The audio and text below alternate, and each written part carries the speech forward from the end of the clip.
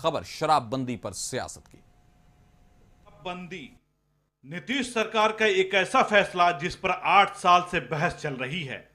क्या है फायदे और क्या है नुकसान, इस पर खूब चर्चा चली, लेकिन नीतीश कुमार अपने फैसले पर अड़े रहे। शराबबंदी खत्म करने की बात जब भी उठी, नीतीश ने साफ इंकार कर दिया। हालांकि इस दौरान कई जगहों पर जहरीली शराब से मौत हुई। पहले तो सरकार ने मुआवजा देने से इंकार कर दिया, हालांकि बाद में फैसला बदला। अब विधानसभा चुनाव आने वाला है तो एक बार फिर शराबबंदी चर्चा में है। जनसुराज के नेता प्रशांत किशोर ने साफ ऐलान कर दिया है कि सरकार बनी तो शराबबंदी खत्म होगी। शराबबंदी जब से लागू हुआ 8.5 लाख केस हुए हैं, इसमें 6,36,000 से ज्यादा केस आज कॉग्निजेंस हो गया है, कोर्ट में चल रहा। 1,25,000 से ज्यादा लोग आज जेलों में हैं। ये कौन लोग? ज्यादातर समाज का गरीब, वंचित, पिछड़ा आदमी है जो जेल में पकड़ के चला गया। अब उसका घर परिवार मारा मारा फिर रहा। अब इतना पैसा वाला बड़ा आदमी है वो खुलेआम शराब का काम धंधा कर रहा, उसको कोई रोकने वाला नहीं। तो शराबबंदी बिल्कुल गलत है, इसको हटाया जाना चाहिए। सिर्फ प्रशांत किशोर ही नहीं, केंद्रीय मंत्री जीतन राम मांझी भी अक्सर शराबबंदी पर सवाल उठाते रहे हैं। 8 सितंबर को मांझी ने शराबबंदी को फेल बताते हुए कहा था कि शराब तस्कर खुलेआम घूम रहे हैं, जबकि शराब पीने वाले गरीबों को पकड़ा जा रहा है। उन्होंने ये भी कहा कि कलेक्टर, एसपी और दारोगा शराब पी रहे हैं, लेकिन उन्हें कोई गिरफ्तार नहीं कर रहा। जीतन राम मांझी ने न्यायपालिका को भी नहीं छोड़ा। जैसे महात्मा गांधी पैदा हुए थे वहाँ भी तो है शराबबंदी, तो वहाँ काहे नहीं ऐसा हो रहा है? सिर्फ बिहार में ऐसा क्यों हो रहा है? कहीं न कहीं सरकारी तंत्र की कमजोरी है। कुछ लोग ऐसे हैं जो इसमें काफ़ी हाथ साफ कर रहे हैं, तो इसी चीज़ को हम विरोध करते हैं। और हाथ साफ कर रहे हैं और दूसरे ओर बड़े बड़े तस्कर नहीं पकड़ा रहा है। पाभर पीता है वो पकड़ा जाता है, आसिर पीता है वो पकड़ा जाता है, थाना में दरोगा पीता है, एसपी पीता है, जज पीता है, कलेक्टर पीता है रात में, उसको कोई ब्रीथिंग नहीं लगाता है वो मजबूर जाता है उसको। शराबबंदी के फायदे और नुकसान दोनों हैं। अगर फायदे की बात की जाए तो बिहार में महिलाओं के प्रति घरेलू हिंसा के मामले में 37% की कमी आई है, जबकि राष्ट्रीय स्तर पर इस तरह के मामले 12% बढ़े हैं। महिलाओं के साथ अपराध में 45% की कमी आई है, जबकि राष्ट्रीय स्तर पर महिलाओं के साथ अपराध में बढ़ोतरी हुई है। शराब पीने से होने वाले नुकसान को लेकर लोगों में जागरूकता बढ़ी है और सार्वजनिक स्थलों पर शराब पीकर हंगामे के मामले नगण्य हो गए हैं।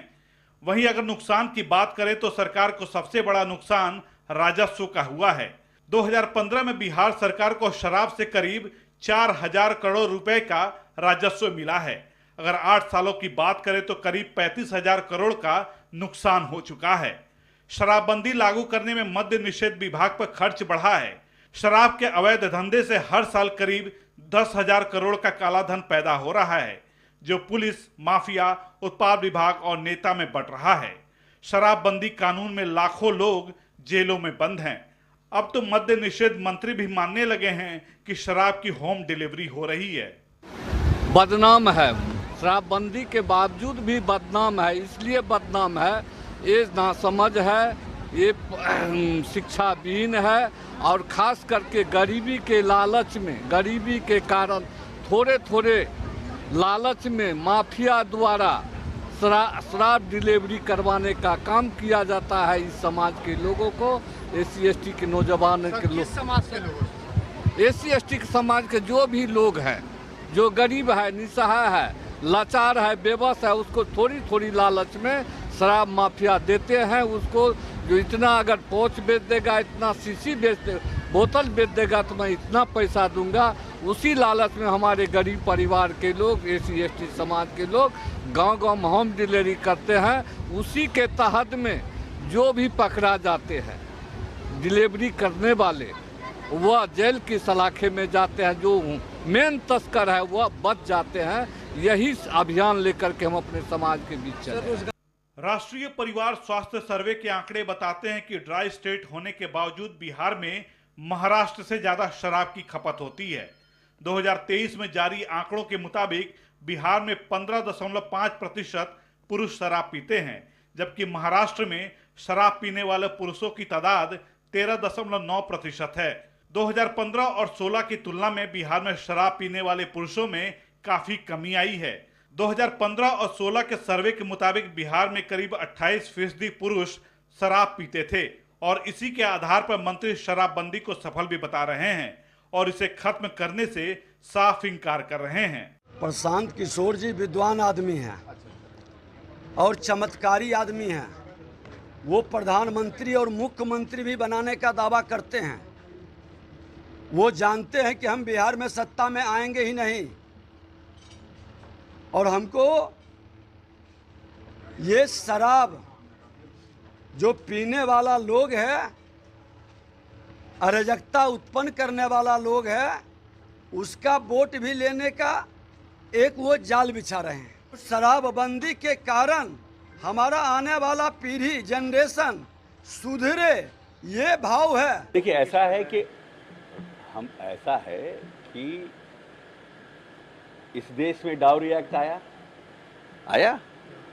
डाउरी एक्ट में लोग बंद हो गया, हो रहा है ना केस। इस प्रदेश में SC ST एक्ट आया, SC ST में एक्ट में क्या SC ST होने के बाद भी लोग प्रताड़ना बंद हो गई। तो सरकार कानून बनाती है प्रदेश के लोगों के अच्छाई के लिए, लेकिन हर जगह संविधान तोड़ने वाले दुष्प्रवृत्ति के लोगों की कमी नहीं है। उसको भी हम लोग और ठीक करने का प्रयास कर रहे हैं। विपक्ष भले ही सवाल उठाए, लेकिन नीतीश कुमार शराबबंदी पर अडिग हैं।